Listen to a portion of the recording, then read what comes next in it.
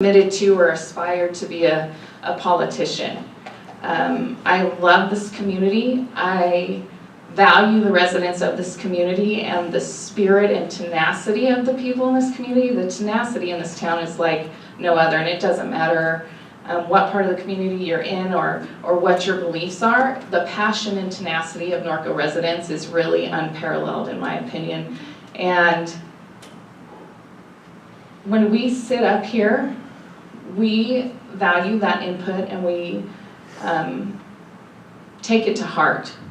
And it doesn't matter what side of the argument you're on. I take notes no matter what, just the same. And those are all records, and I still have them at home for every meeting we've done. What you say to us and your input is valued. But the fact of the matter is, sitting in this seat here is by far one of the hardest things I've ever done.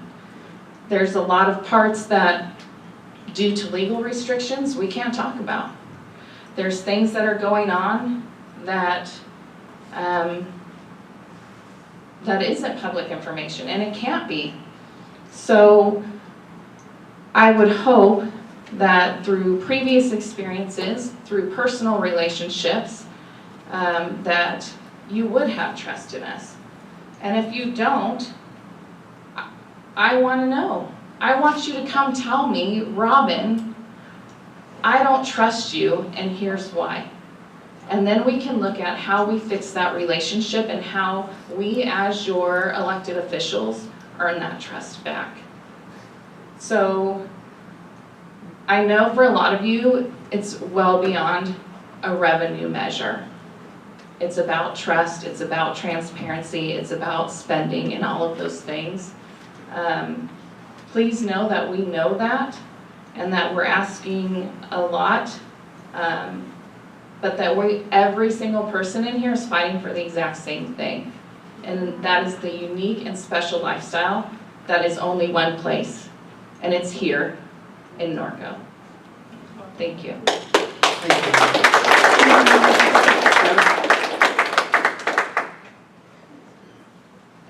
So I too thank everybody for coming out. This is a very difficult seat. She kind of stole some of my thunder. This is just a piece of the puzzle. This is a city that, I mean, I love seeing all the people here. But in 2010, there were crickets, and we were going under. And the truth of the matter is, this staff, council people, did the impossible. We brought in a town our size, a Hobby Lobby, a Tractor Supply. We had an auto mall that was literally devastated. And we fought and we worked really, really hard. I don't know if you know, like most city councils, they're separate from their staffs. These are city councils that are totally together. Some of the observations I want to make: no business can survive if 90% of your money is taken away from you. They can't. That's what happens to us. We fund Norco College. That's where part of that hundreds of thousands of dollars goes to Norco College. We fund 50% into a Sacramento black hole. We have no way of knowing where that money really goes. We don't control it. 90% of our money that we generate as residents of Norco, we support outside agencies, county agencies. We do that. And somehow, over the last few years, we have managed to not only pay the bills, which also include things like fixing all the lights at Wayne Macon, things like that, but we have also managed to put away money for a rainy day. Part of my frustration as a council person, and again, I defer to Robin on this because she made some really, really good points. A lot of the misinformation. We were never fined for anything. It's one of the things that somebody has put out there. We were not fined. We had to make a business decision that none of us wanted to make, and is being capitalized on by a former council person. But we can't even talk about the situation because of the entity is so powerful. We can't even talk about it. Those are the kind of things that drive us crazy in terms of trust. I offer to sit down with anybody face to face. My problem with Facebook is I also don't have the time. Also, when I go on Facebook, it's name calling, things like I don't have time to give a person an entire background. I want to.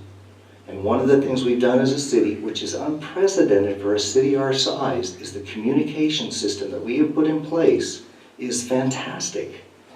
You can get any information anytime you want, right now. That was built, I mean, literally, most cities have a budget for that stuff. This was built by interns and the city manager and putting stuff together. It wasn't easy. I would love Mike not to run against the tax. I'll tell you right now, I would love it. In fact, if Ted wants to write that, I'll be happy to have that happen. But I sat on that committee for 14 months. And correct me if I'm wrong, I think everybody on the committee, when they went into it, said, we're not paying any new taxes. That was the most grueling experience I've ever had in my life. We not only looked at all the facts and figures, we looked at all the roads, and we graded every road in the city of Norco. It was horrible, and it was twisted by one person.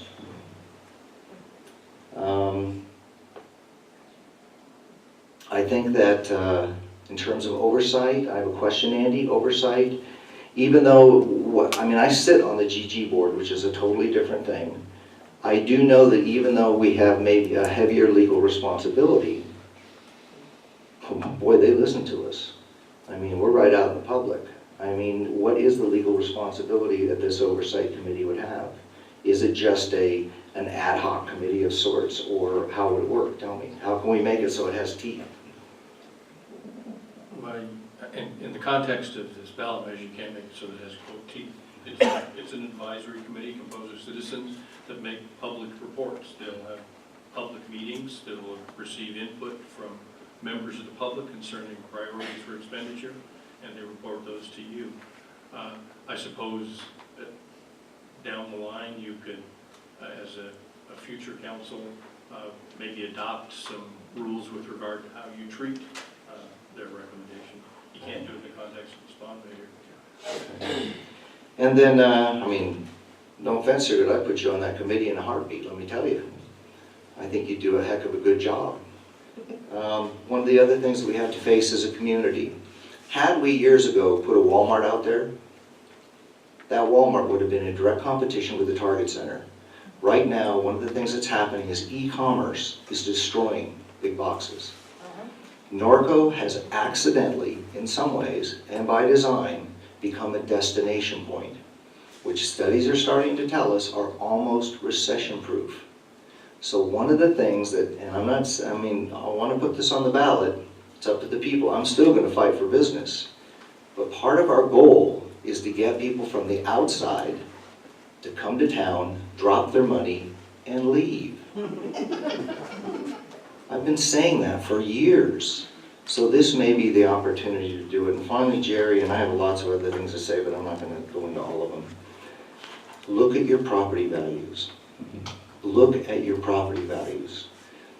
In the depths of the recession in 2011, your property was still valuable. Remember, you can get pissed off in Eastvale and find another Eastvale. You can get pissed off in Corona and find another Corona. But if you get pissed off in Norco and decide to leave, you're going to Texas. So anyway, that's all I have to say. Thank you for indulging me, Mr. Mayor. Thank you, everybody, for your comments. I appreciate it. Thank you, Kevin. Greg? Thanks, Ted.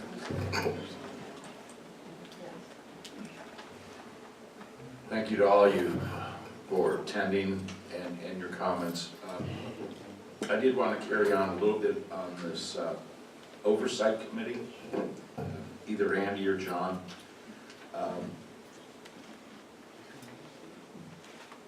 As almost ongoing continuing education from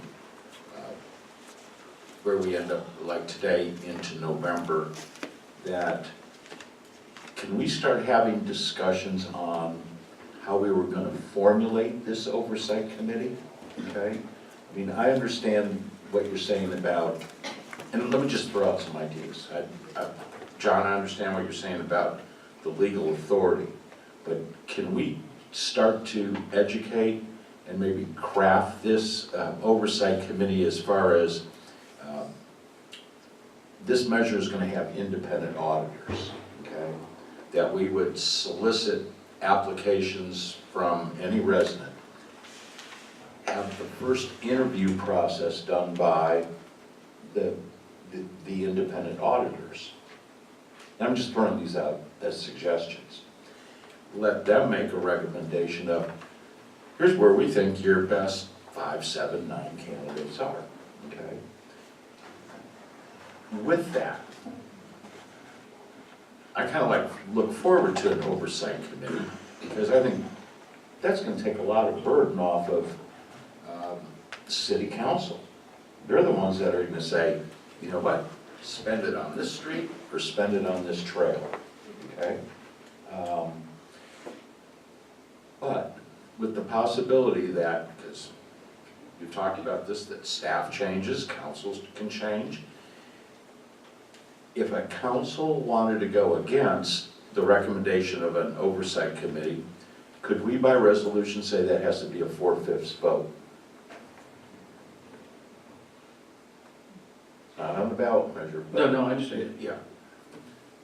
Potentially. One of the difficulties is that you also can't basically legislate away the obligation you have to make decisions. What you would be in essence doing is saying... That'd be great. Yeah, I know. But what you'd be in essence saying is, we're going to have a group of individuals who are not elected make decisions on behalf of those who are elected. There's no potential for the community if they're on, I would think everybody's concerned about trusting and being unhappy with the council. I would expect the same thing applies to an oversight board. And that's an oversight board that doesn't have any obligation to the community as opposed to an elected city council, which if you don't spend the money the way the community thinks you should, you won't be sitting there long. You'll either be not reelected or you'll be recalled. That's kind of the remedy, but that remedy doesn't exist for appointees. That's So, part of the difficulty. just But certainly we it can would discuss certainly be a about the structure. recommendation. Yeah, But we could educate during this time. absolutely. And how we'd all like to formulate it, and which now goes back to the trust, that when I was appointed the 1 year when Malcolm passed away in 2010, right out of the gate, the two things I had to deal with was, one, the transition to, from our fire department to CAL FIRE, and the second was the closing of the sheriff's substation. And I reached out to Dr. Williams, who educated me in the broken windows theory. And with that, we had to also learn, I see you laughing, but you taught me, that that was a budget constraint. But it was so important to this community to keep that substation that how did we make that happen? And we did, we worked through that.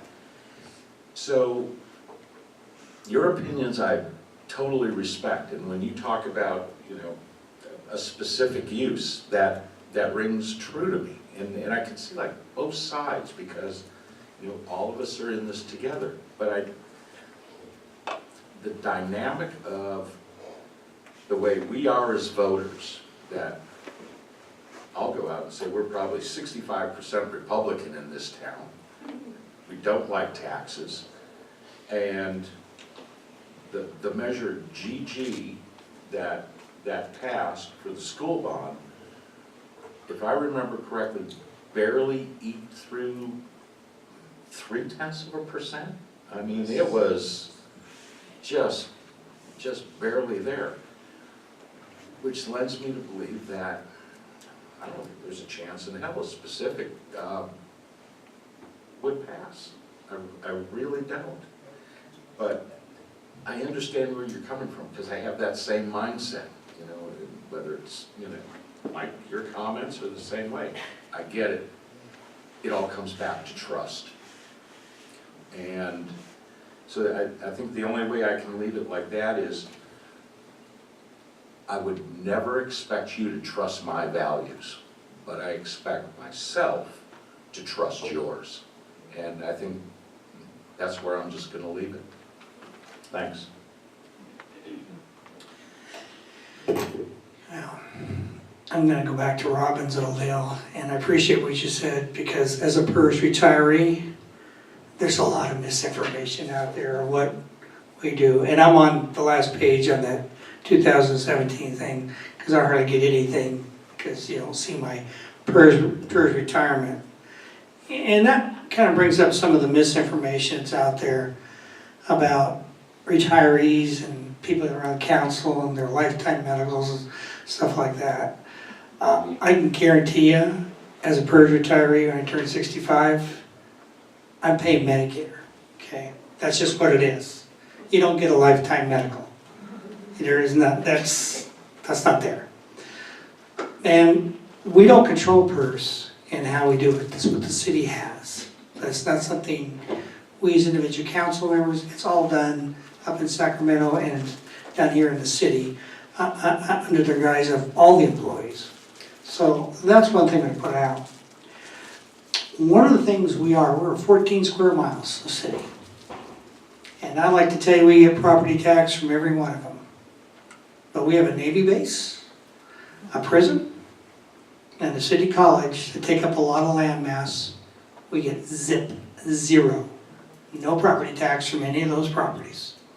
So that's one of the things we deal with here by having all these government entities here in our city. I sat there, right out there in 2015, when the proposal came in front of this council in August and said, I don't trust this council to put a tax measure on there. And there was a reason I said that. All they had in their hand was the ad hoc committee report. None of the things were there that this council has done took place before that. They didn't have the information. They didn't do a strategic plan. That was done by this council in 2016.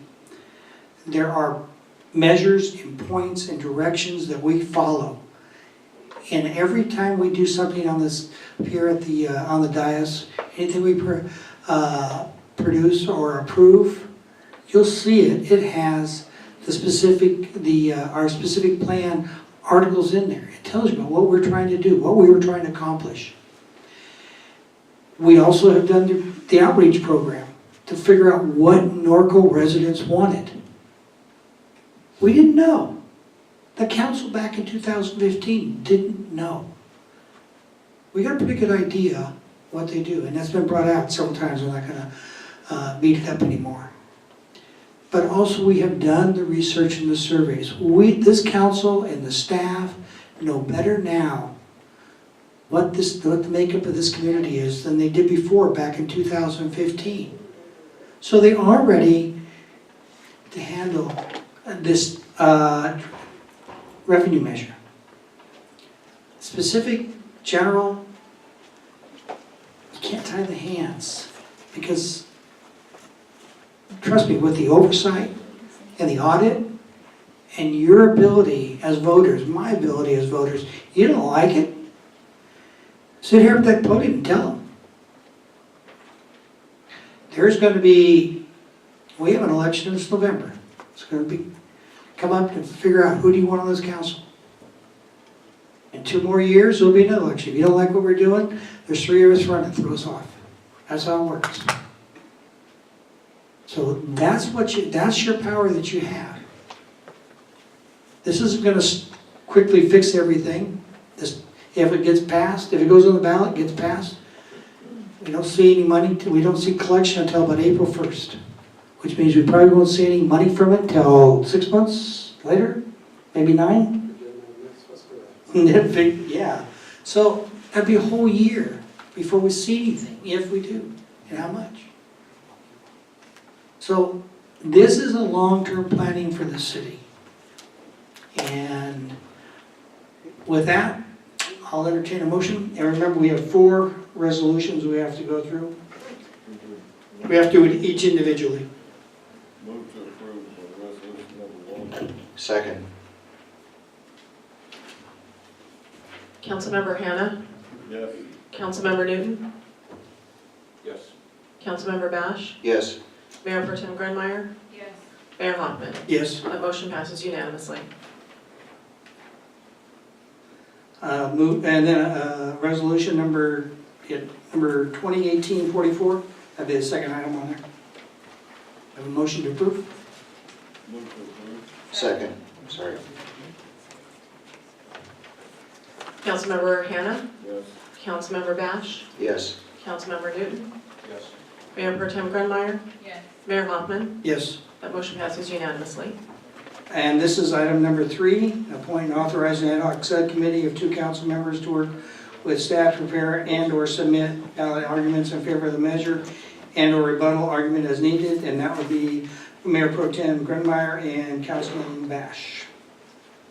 Move to approve. Got a first and a second? Councilmember Newton, Yes. Councilmember Bash, Yes. Councilmember Hannah, Yes. Mayor Pro Tem Grunmeyer, Yes. Mayor Hoffman. Yes. Motion passes unanimously. And finally, to direct the city attorney and the city clerk to take all actions necessary to place this measure on the November 6, 2018 general municipal election. Motion to approve. Second. Councilmember Hannah, Yes. Councilmember Newton, Yes. Councilmember Bash, Yes. Mayor Pro Tem Grunmeyer, Yes. Mayor Hoffman. Yes. Motion passes unanimously.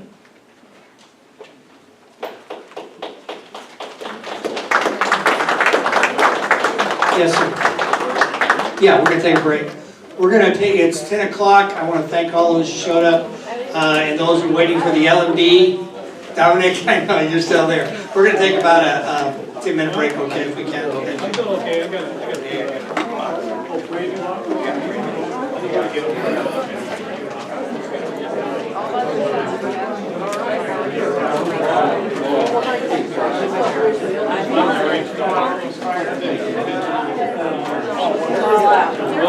Welcome to the greatest town in USA.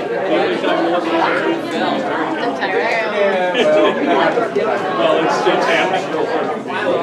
I did my shirt kind of.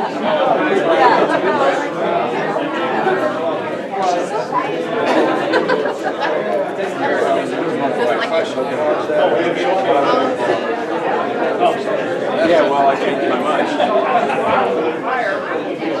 Larry, right?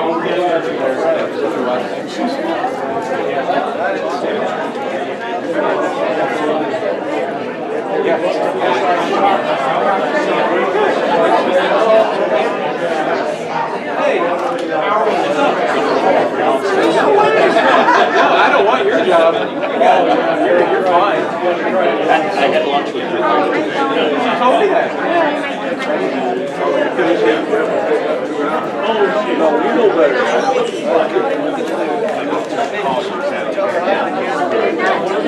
Do you actually get to go on the street at all?